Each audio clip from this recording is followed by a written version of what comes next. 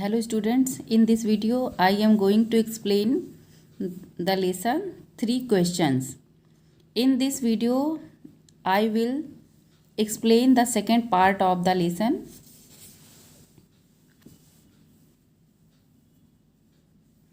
Thanks, said the hermit.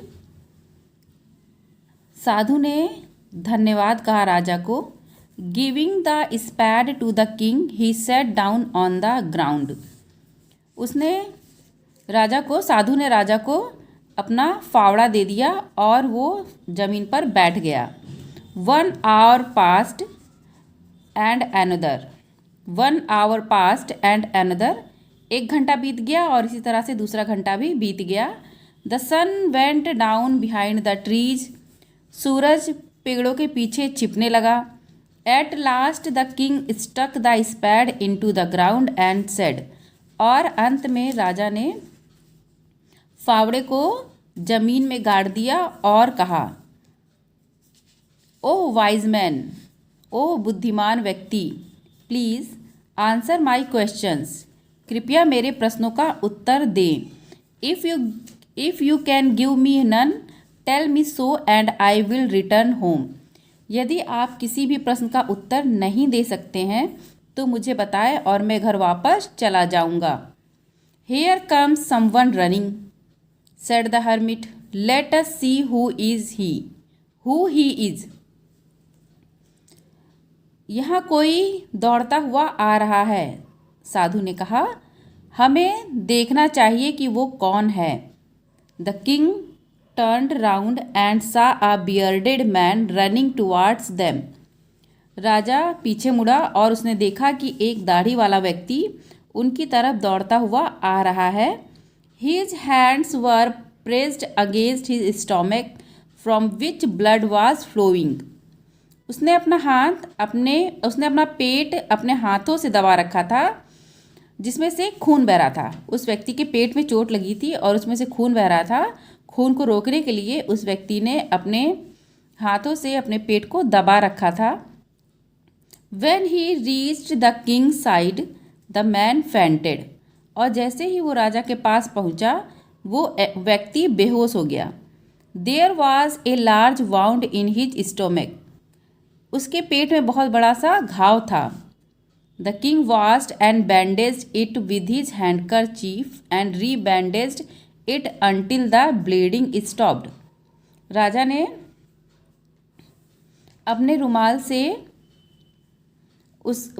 ने सबसे पहले तो उसके घाव को धुला और फिर उस पर बैंडेज लगाया. अपने रुमाल से उसके घाव पर राजा ने अपने रुमाल उसके घाव पर बांध दिया और दोबारा जब तक कि खून नहीं रुक गया तब तक कि राजा ने फिर से एक बार उसके घाव पर पट्टी बांधी. The man felt better and asked for water. और व्यक्ति को अच्छा लगने लगा तब उसने पानी मांगा. The king brought fresh water for him. राजा उसके लिए ताज़ा पानी लेके आया. By this time the sun had set and the air was cool. इस समय तक कि सूरज छुप गया था. सूरज जो था वो डूब गया था और हवा ठंडी थी. The king with the help of the hermit carried the wounded man into the hut and lay him down on the bed. राजा ने साधु की मदद से उस व्यक्ति को झोपड़ी के अंदर ले गया और उसको बिस्तर पे लिटा दिया. The king was tired by now. राजा अब तक की बहुत ही थक गया था. He too lay down on the floor and slept all through the night. राजा इतना थक गया था कि वो स्वयं ही फर्श पर जमीन पर लेट गया और पूरी रात सोता रहा. When he woke up, he saw the bearded man looking at him. जब राजा सुबह उठा तब उसने देखा कि वो दाढ़ी वाला व्यक्ति उसको देख रहा है. Forgive me, said the bearded man in a weak voice. मुझे क्षमा कर दीजिए, उस दाढ़ी वाले व्यक्ति ने कमजोर आवाज में कहा. I don't know you. राजा ने कहा, मैं तुम्हें नहीं जानता हूँ. And have nothing to forgive you for, said the king. और तुम्हें क्षमा करने जैसा तो कुछ भी नहीं है। मैं तुम्हें जानता नहीं हूँ, तुम्हें किस बात के लिए क्षमा करूँ? राजा ने कहा। You don't know me but I know you. उस व्यक्ति ने कहा, जो दाढ़ी वाला व्यक्ति था, उसने राजा से कहा कि आप मुझे नहीं जानते हैं, लेकिन मैं आपको जानता हूँ। I am an enemy of yours. मैं आपका एक शत्रु हूँ। You had put my brother to death and seized our property. आपने मेरे भाई को मार डाला और हमारी संपत्ति पे अधिकार कर लिया। I knew that you had gone alone to meet the hermit. मैं जानता था कि आप अकेले ही साधु से मिलने जाने वाले थे। I had plan to kill you. मैंने आपको मारने की योजना बनाई। But when you did not return I came out from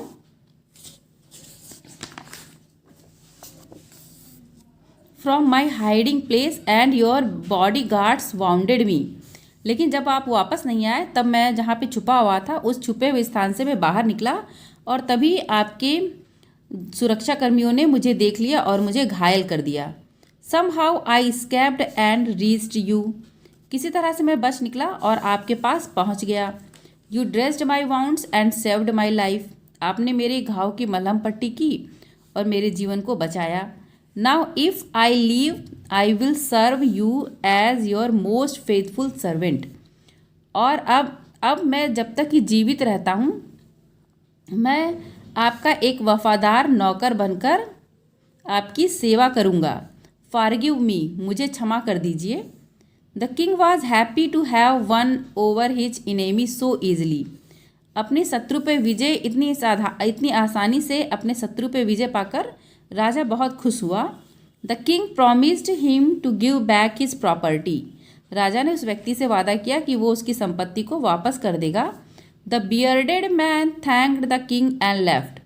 उस दाढ़ी वाले व्यक्ति ने राजा को धन्यवाद कहा और चला गया। Before leaving the king wanted to meet the hermit. जाने से पहले राजा साधु से मिलना चाहता था। The hermit was sowing seeds in the field. साधु खेत में बीज बो रहे थे। The king said to him. राजा ने साधु से कहा, प्लीज़ आंसर माई क्वेश्चंस। कृपया करके मेरे प्रश्नों का उत्तर दीजिए। योर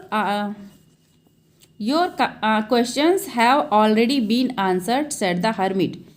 साधु ने कहा कि आपके प्रश्नों का उत्तर पहले ही दिया जा चुका है। Answer what do you mean said the king. उत्तर आपका क्या मतलब है? राजा ने साधु से कहा।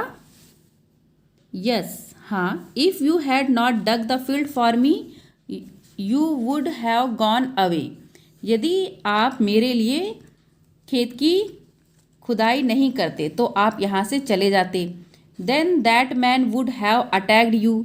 और तब वो व्यक्ति आप पे हमला कर देता। And you would have which you had stayed with me. और तब आप आशा करते कि काश मैं आपके साथ रुका होता। So the most important time was when you were digging the field. इसलिए सबसे महत्वपूर्ण समय वो था जब आप खेत की खुदाई कर रहे थे। And I was the most important man and to do me good was your most important thing. और मैं सबसे महत्वपूर्ण व्यक्ति था और मेरे लिए अच्छा करना सबसे महत्वपूर्ण आपके लिए था। आफ्टरवार्ड्स, इसके बाद, when the man ran to us. उसके बाद जब वो व्यक्ति दौड़ता हुआ हमारे पास आया। The most important time was when you were caring for him.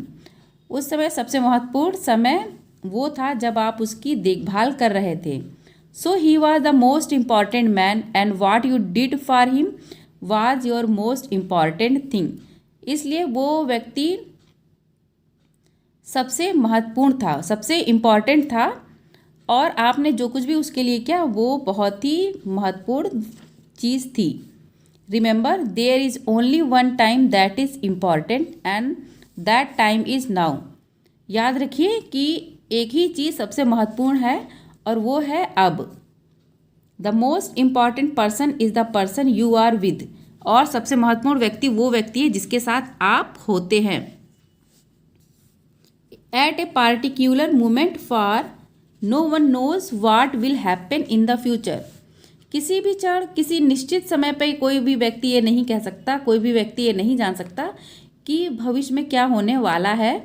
The most important thing is to do what person good because we are sent to this world for that only.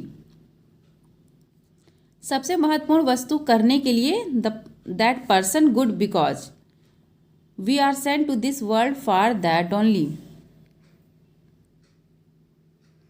और जिस व्यक्ति के साथ आप होते हैं उसके साथ सबसे अच्छा करना ही सबसे महत्वपूर्ण चीज़ है, क्योंकि इसी के लिए सिर्फ अच्छे काम करने के लिए ही हमें संसार में भेजा गया है। Adapted from the story 3 questions bye Leo Tolstoy. ये कहानी 3 क्वेश्चंस से ली गई है जिसको लियो टॉलस्टॉय ने लिखा था।